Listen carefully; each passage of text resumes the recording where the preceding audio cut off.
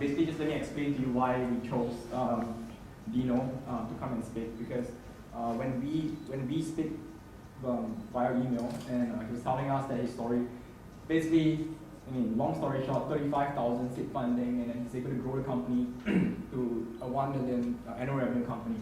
So not a huge figure, but not a small figure either. So I think that the main story that we are trying to deliver in this meetup is basically how he actually bootstrapped, to really get to that stage. Cool? All right. So I'm going to my interview question. If you have no question, anyway, questions later. So hi, thank you for coming. Basically, I think my first question is again your passion. You're a guy. Right. So basically, why did you decide to start a beauty box subscription business in Korea? Yeah, I get that question a lot from the investors. The three co-founders that I met with are all guys. They're all guys. We met together and we summed up some ideas that what is going to be really big in the startup scene. And then we had a few ideas, but we thought that this model would be the best for us to choose. And I do have a background in fashion, so it kind of relates, but I'm really new to beauty. And there aren't many guys that, we absolutely don't find any beauty startups in Korea, so we thought that would be an opportunity as well. Yeah. I think basically that I just really want to ask is, do you really have a passion for beauty, or do you see a market gap, and that's why you try to fill in? Is it passion or is it market gap? It could be both. I think it's more of the market gap that gave us the opportunity, and then I did fall in love with beauty, but I'm not a guy that really like to try a lot of products. But our office is full of product. We have a wall that has samples from all the companies. So it will be hard to work at our company if you don't like beauty. Yeah. So you raised 35,000 of seed money. I think in Singapore it's relatively easy to get like 50,000. Of course, that's in Singapore, which is about 40,000 US. So the cost in Korea is high. So in general, I have specific questions on like how you build a team and etc. But in general, how do you manage to bootstrap and grow your company? We raised 35,000 when we started from the three co-founders. So we each raised I raised more than 50%, which is less than $20,000. And it's not enough money, but it was enough to get the company going for about 2 or 3 months. And then one of the questions that I get often is that why didn't you get the investment in the very early stage? We just didn't have the time to make the financial statements. Yeah, these VCs came into our company and asking for like 50 pages of PowerPoint that really does not affect our company, and we wasn't sure that we were going to get the investment. So we thought rather than wasting our time just 1 hour on the financial statement, let's just do the business. So and then for the first month we had a revenue of $19,000, and the next month we had $54,000, and the next month we had $180,000. So we did have enough money to get the business going after. Yeah. So if you want to talk about your team, how big is your team right now? It's 35,000. 35 people. 35 people. 35 people. Okay. Yeah, 35 people. I got the numbers wrong. Yeah, 35 people. We just hired 8 more that will come in next month. Even though we got the investment 2 months ago, we just had them sit aside in the bank account. So we didn't know what to do with the money, and then we just made a decision recently that let's hire 8 people that are engineers or designers. Yeah. So I think basically the question is that especially at the start, you have like solely the financial resource. And as usual, the talented people, they require like high pay, or even like you have to either convince them by giving them options, stock options. So with little financial resource, how did you go about hiring talent and build your team so that you can actually grow in terms of like revenue and of course the culture, the team? Our first strategy was to just hire interns from universities or colleges, so they would have to go back to school right after. And we pay them $200 a month, which is really low, but they did accept our offer. And so we had 8 interns when we launched, 8 interns and 3 co-founders. That was about it. So $200 per intern is like $1,600. And then our co-founders got paid $700 a month. So we really try to manage the cost that was given to personnel. And then, I was asking like how, actually you can hear me, right? Yeah. Awesome. Yeah. Finally, okay. So the real question that I'm trying to ask is that like, interns is one way to bootstrap, right? Yeah. But how do you manage to get like really talented people, really talented engineers, salespeople, marketing people to help you build your company? I think the good thing about a startup is in Korea right now, it is a mega trend within the really, really smart people. So it's not about the money that they want to work in a startup. They really want to build the future, and they're really willing to participate in building the future. So many of the people that came to our company, which are really smart, they first thing they would ask me would be what's our vision and what are we really trying to establish within a year, rather than how much will I be paid, or I mean there are some people that do ask them those questions, which we really don't like to work with, but.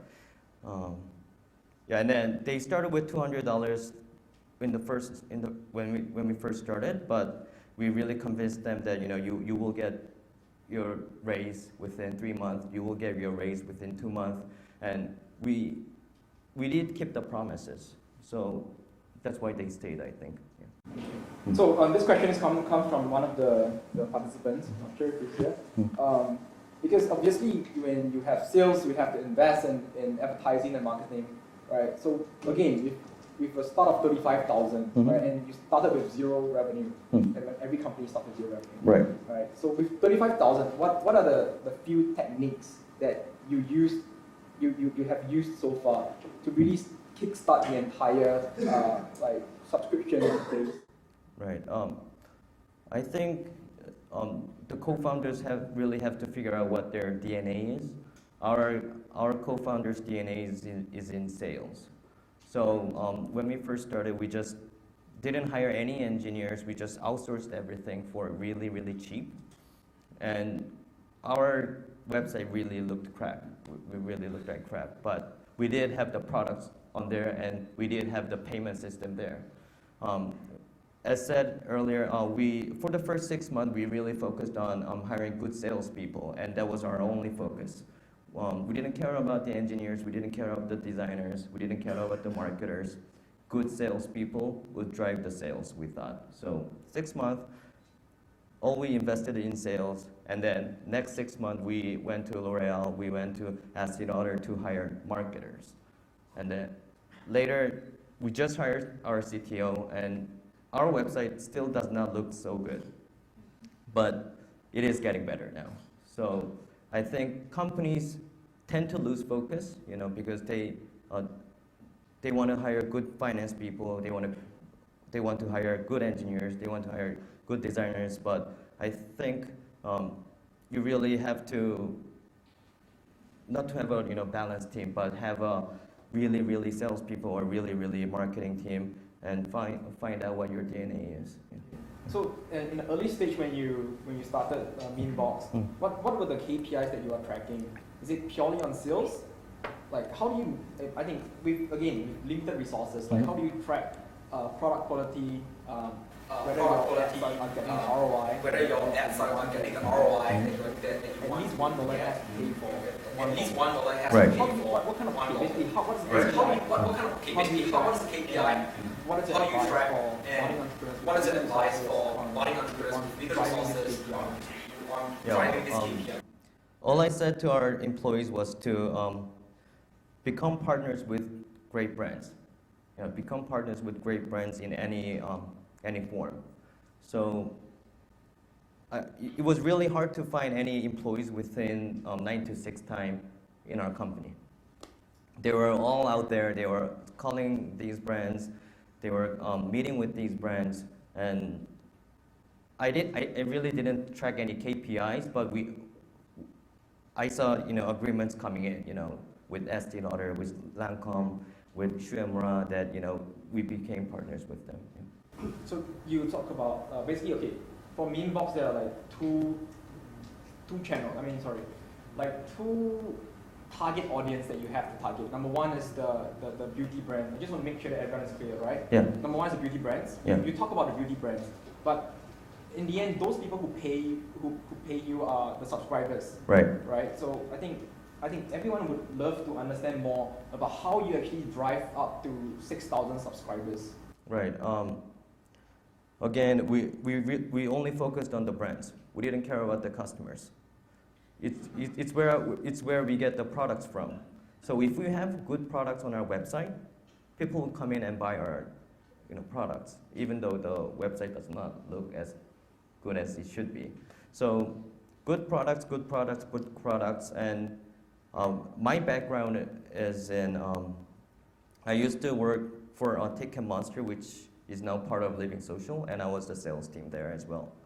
So at Living Social, we only care about good products as well, so I think it is like the core of an e-commerce should be. So that's where we apply the same rule.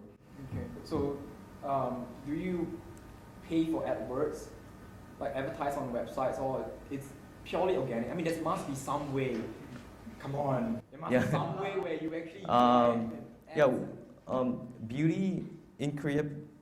Before people shop beauty products, they tend to go online onto a website called Naver. It is like the Google of Korea, and then they read reviews about the product. So we sent our boxes to the bloggers.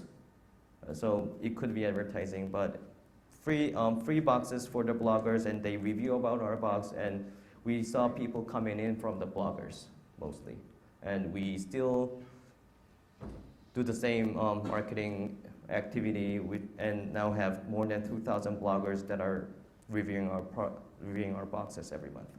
Yeah. So bloggers are one of the channels that you use to get. Do you pay the bloggers? No. Okay. So what other channels did you use? Bloggers, Facebook, Twitter, all those free channels. No AdWords. We partnered with Get It Beauty, which is a TV program, but it was a revenue share model, so we didn't get to pay them like $10,000 or $20,000 up front. If they helped us selling the boxes, they would get the percentage of the boxes. So still, I think we invest less than like 3% of our revenue on marketing. So it's mostly PR that we focus on. After a month when we started, we hired this PR agency that does PR for Google and YouTube. It is the biggest PR agency in Korea, and we spent $8,000 on that every month. Yeah. So that's the only cost for PR? Yeah, PR. So there's no advertising cost at all? I'm not really a big fan of marketing. I'm more of a fan. People tend to read newspapers more than I think, clicking the Google ads and everything. So we thought that that would be more effective. Okay. Yeah. Okay. So another question from one of our readers. Mm-hmm. So because we titled this talk as in you bootstrap and you get like 1 million revenue in a year, very flashy. And one of the readers are not very happy. So they told us that because Memebox, the nature of the business is from day one, you are able to start to charge for revenue, right? Because every subscriber, that will be a monthly revenue, and it goes, as long as you don't piss them off, it keeps going on, right? So what would you recommend for entrepreneurs? For example, they are building a product that couldn't monetize from day one. Mm-hmm. Yeah, so in other words, I think just to rephrase it in a nicer way is, how would you bootstrap? How would we recommend for young companies to bootstrap, especially for those products who can't monetize since day one? Wow. All right.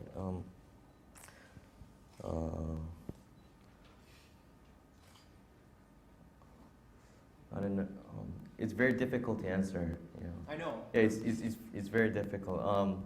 But day one, when we started, we all we cared about was, you know, being partners with great brands, and do we have enough money in our bank account? And we always looked up. Really tried to limit the cost that went out, instead of, you know, having great revenue or having really large number. Instead of really focusing on the revenue, we really focused on the downside of it, you know. So let's not build a really great startup company that has Coke, that has coffee, that has, you know, everything that, you know, people like to work with. But we had really cheap chairs, we had free desks, we had free, we got everything from the street, essentially. So our costs were really low, but even though our numbers weren't that big on the day one, but we could survive. And I think many entrepreneurs should not care about the investment, but having the revenue from day one. Yeah. Okay, so you raised a seed funding of like 35,000, Mm-hmm. right? And I think at the end of year one, Yep. you raised another $500,000. Yes. Okay, so like why did you raise this money, since you are able to generate like revenue and keep growing based on your earnings? So why do you raise this money, and what is this money for? What's the future that you're looking at? Is Memebox expanding? Right. I don't know if this is a good answer as an entrepreneur, but I became friends with more than 50 investors in Korea, and those are the 3 investors that became the closest with me. So my intention wasn't getting investment from anyone.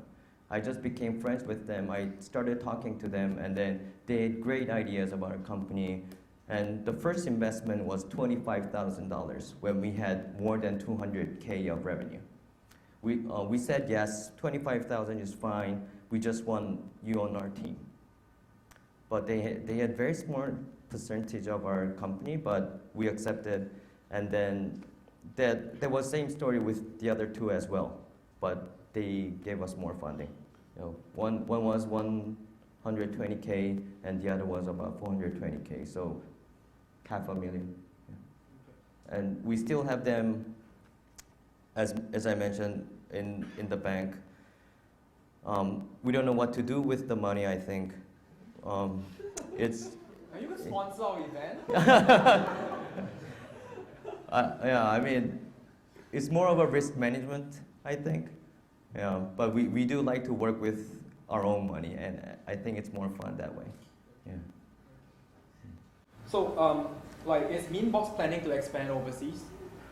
Yes, we just started selling in Japan about 2 months ago. We're talking to some Japanese partners right now, and then we're building a website that is specifically aimed for East Asia, that is opening in the summer. So Korean beauty products shipped from Korea to Singaporean and Malaysian customers. Okay. Mm-hmm. So another question from one of the readers, like for Memebox, how would you differentiate yourself with other similar products like Villabox and Vinity Trove? Yeah, I get that question a lot as well. We do subscribe to all the boxes in the world. Yeah, we are a subscriber for Birchbox, we are a subscriber for Glossybox. And it's funny that when we first launched, we had Glossybox in Korea, that was 9 months ahead of us.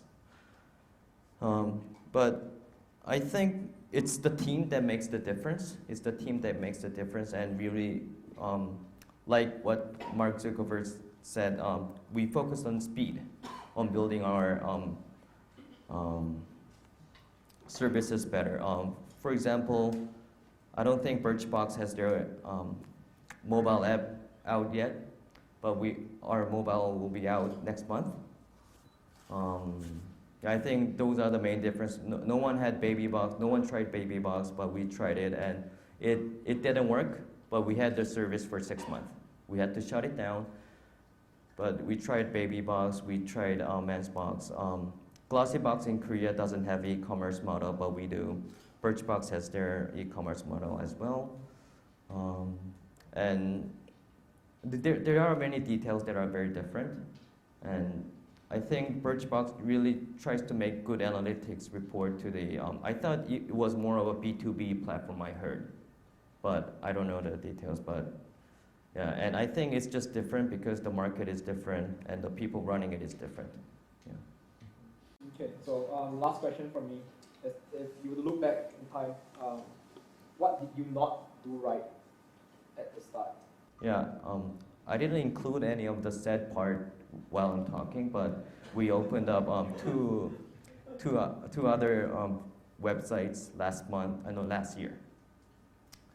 And we opened, we thought that subscription was the, subscription commerce was where we should focus rather than the beauty industry. And then we later learned that this could only apply to beauty industry. So we had a fashion model and we had a men's shave model, which was a clone of dollarshaveclub.com. We invested $200,000 and then they're all gone. Yeah, they're all gone. We shut them down within 3 months. We hired more than 30 people just for the 2 websites. We became a team of 54 in the last summer, and then our company was struggling. We had communication errors. We had all kind of errors within the company, so we had to lay off more than 20. Yeah. So, because my last job was at Ticket Monster was really like moving fast. We had investments every month, and we really had to achieve these goals every month. And I thought that startup and a venture should really focus on speed. And then last year wasn't a right timing for us. Wasn't right timing for Memebox. So I made a bad decision. But that's where we made our first pivot, that we should only focus on beauty, nothing else. And that is one of the sad stories that I experienced. So we really try to slow down our speed. So when an idea comes to my mind, I'll implement it 3 months after, rather than just telling everybody, we should be building this, we should do this. I'll just wait for 3 months, and if I have the same idea in my mind, I'll just tell everyone at the time.